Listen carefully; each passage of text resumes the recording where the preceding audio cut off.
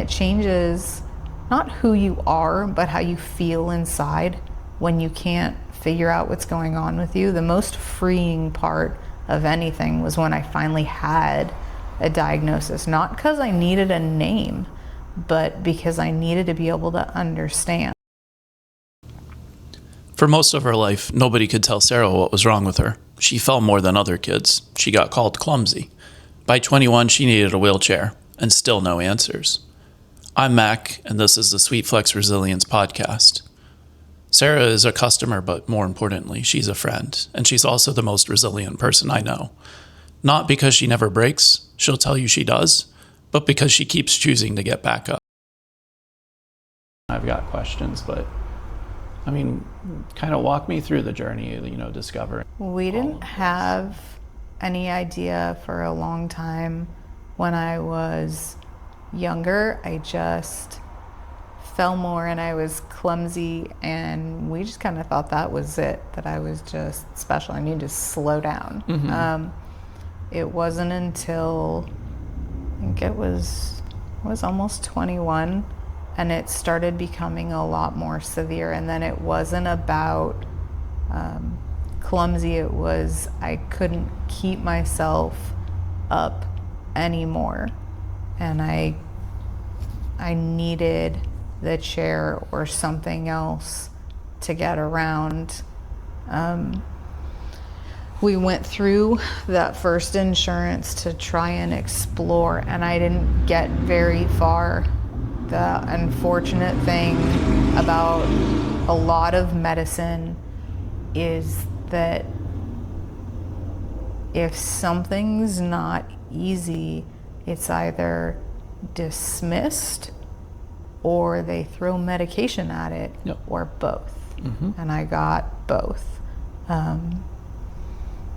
And it didn't work well. It doesn't fix the problem. It doesn't figure out what it is. And I struggled with that for a really long time.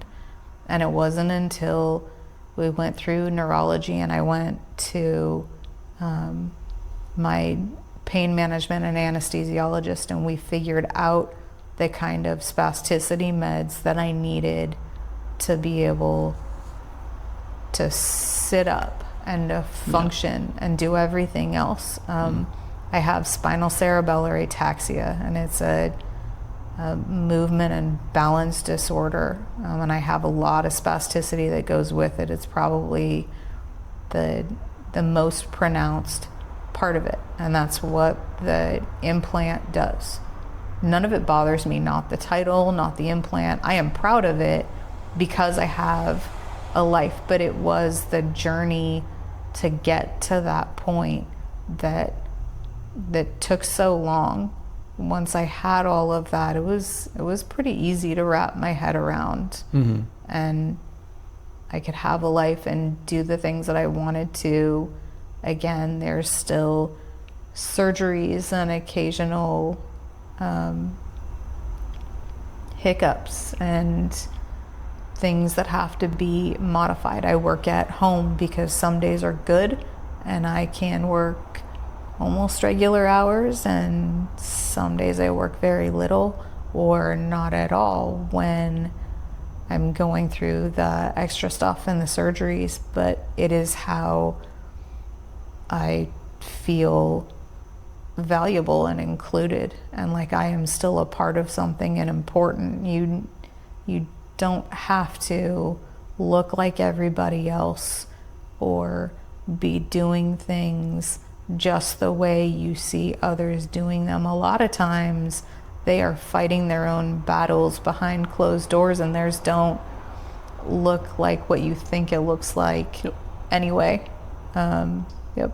So it was a really long journey, and it took a long time, but it's one of my proudest accomplishments other than my kiddos, because you don't give up. I mean, you can, but the choice to keep going is so much more worth it. And that's where your support circle comes. My mom and my dad are my biggest cheerleaders and the first ones to bring me back to reality when I'm nuts, but they're just as nuts and as I am, and that's why I love it, and we mesh so well. I get my values from them. So yeah, I'm just blessed. I owe a lot of that, especially in the last few years, to Michael, my other half. I am very good at doing things on my own when I had to. It didn't stop me to take my kids to concerts or for family photo shoots or anything else on my own when I needed to. We went for a 6-hour drive to the beach and all the other crazy stuff that you do as a mom, but it's so much easier when you have a team and you do it together, and you're not the only one saying, let's have a crazy idea and get up and go. It doesn't feel like it's always on your shoulders. No. And it's as much of a joy to be with him because he feels the same way. We have to keep the kids grounded, but at the same time, life is short. Let's go play. Let's go experience something.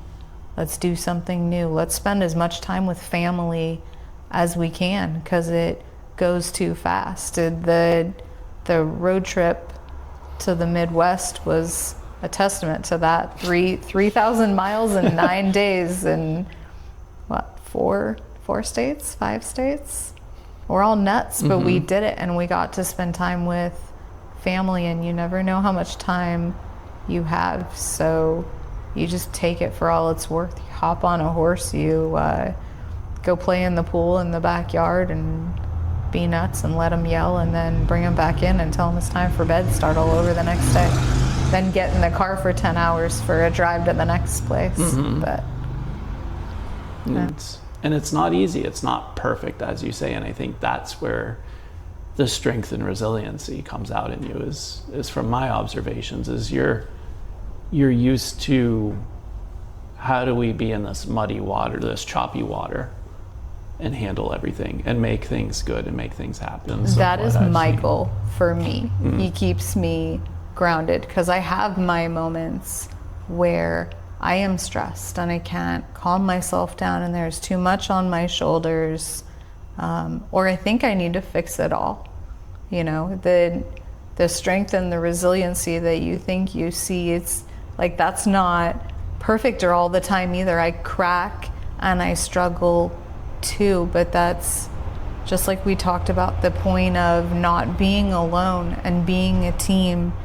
There was family first, and there's my girls, and now I have another source of support and a co-parent and a partner and a best friend and someone to put his hands on my shoulders and say, take a breath, we can do this, but we're doing it together, and keep going. Everything is more fun and it's easier because we do it as a team.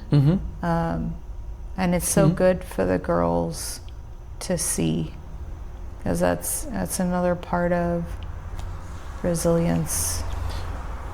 And there's no stopping things from happening. Like, things are going to happen, both good and bad, but it's more the mindset that you're approaching. It's what you do with it. Yeah. 100% is what you do with it.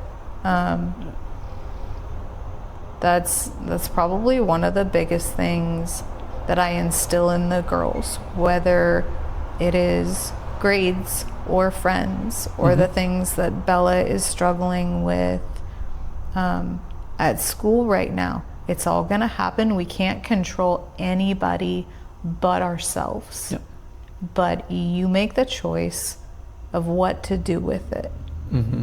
Go struggle with it, ask for a few minutes while you bring yourself back to right here, and then decide what you want it to look like. It's just like getting up in the morning and being tired because you didn't sleep enough, or the day before was hard. It was hard, but what are you gonna do with today? It's like getting up and putting on the leggings when I'm struggling or the mornings not progressing as I thought it was going to be, well, this is my chance to make the small choice for me that I can to start the day the right way. I can't fix the rest of the day. I can't predict what's going to happen, but I put on something that felt good to me that I was doing for myself to start it in the right direction. That's what I want the girls to see and to understand. If I can teach them anything, it's what you do with it. But I live in the middle of regular 100-degree heat, and just the way the climate went one year, we had snow for like an hour, just long enough for it to hit the ground. And someone made the most of it and brought in a snowblower to where the most snow had accumulated and dumped it on the ground. And I remember taking the girls down, and we threw on our snow clothes, even though it's freaking hot, and made snow angels in the ground, because why not take the moment for what it is? So life's too short. It is. Yeah. We could learn so much, live more like this. They're so much smarter than us. They haven't been seasoned by the negativity and the disappointments yet. They have a naive yet much more honest outlook on life. And so as much as they have to learn from us, we have so much more to learn from them. So it goes both ways. I tell my kids on a regular basis that you're never done learning, and I am never done learning, and I'm going to learn as much from you as you are from me, and we're going to go ask for help when we need it, because nobody has all the answers. But one foot in front of the other, or one wheel. One depending. wheel, six wheels with a foot you ran over. I only have 4 today. Okay.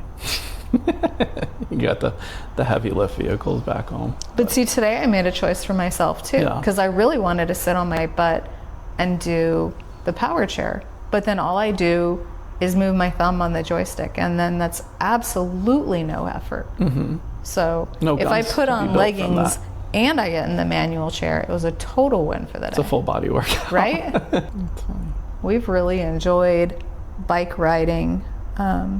It's a wonderful way to get the kids involved. It's also another place where my leggings come in to play a lot, because it's one of the only places I get to actually really use my legs. So the resistance bands make a difference, but I cannot ride a regular bike because I'll fall. I don't have that kind of balance.